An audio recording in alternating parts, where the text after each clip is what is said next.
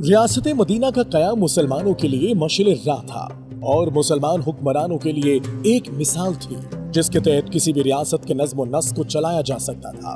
خلافت راشدہ کے زمانے میں مسلمانوں نے ایشیا، افریقہ، یورپ تک مسلم سلطنت کے پرچم کو بلند کر کے تاریخی فتوحات حاصل کی۔ مسلمانوں نے جب یورپی ملک اندلس کو فتح کیا تو عبد الرحمن الداخل نے نہ صرف عظیم الشان اسلامی سلطنت کی بنیاد رکھی بلکہ ایک ایسی تہذیب کی بنیاد ڈالی جو قرون وسطیٰ میں دنیا کی معیاری تہذیب کی حیثیت سے تسلیم کی گئی۔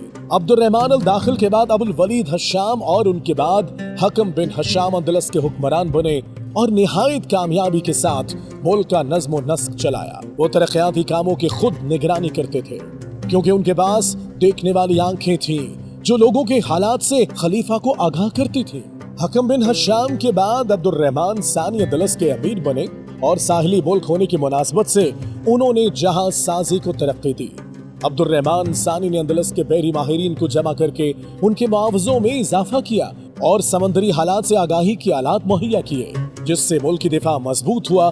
ان کے زمانے میں اندلس کا سالانہ خرچ 6 لاکھ دینار سے 10 لاکھ دینار تک پہنچ گیا۔ عبد الرحمن ثانی کو تعمیر و ترقی کے ساتھ علم دین، علوم عقلیہ اور ادب و شعر سے خاص نسبت حاصل تھی۔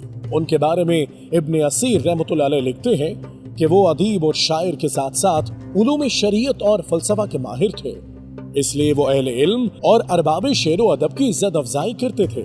ان کے عہد میں اندلس میں ممتاز اہل علم و فضل جمع تھے جن سے دینی و عصری علوم کی شمع روشن ہوئی۔ عبد الرحمن ثانی جمالیات سے بھی خالص دلچسپی رکھتے تھے جس کے اثرات اندلس کی مدنی زندگی میں نمایاں ہوئے۔ عام تہذیب و معاشرت میں نت نئی تکلفات اور شان و شکوہ ظاہر ہوئے۔ عبد الرحمن ثانی صوم الصلاۃ اور شریعت محمدی کے پابند تھے۔ وہ اپنی انتظامی صلاحیتوں کی بدولت دنیا کے بہترین حکمرانوں میں شمار ہوتے تھے۔ ان کا دور حکومت 31 سال اور 3 مہینوں پر مشتمل تھا جس میں اندلس نے تاریخی ترقی کی جو آج بھی اسپین کی شکل میں موجود ہے۔ ان کی تعمیرات اور ثقافت آج بھی اسپین کو یورپ کے دیگر ممالک سے ممتاز کرتی ہے۔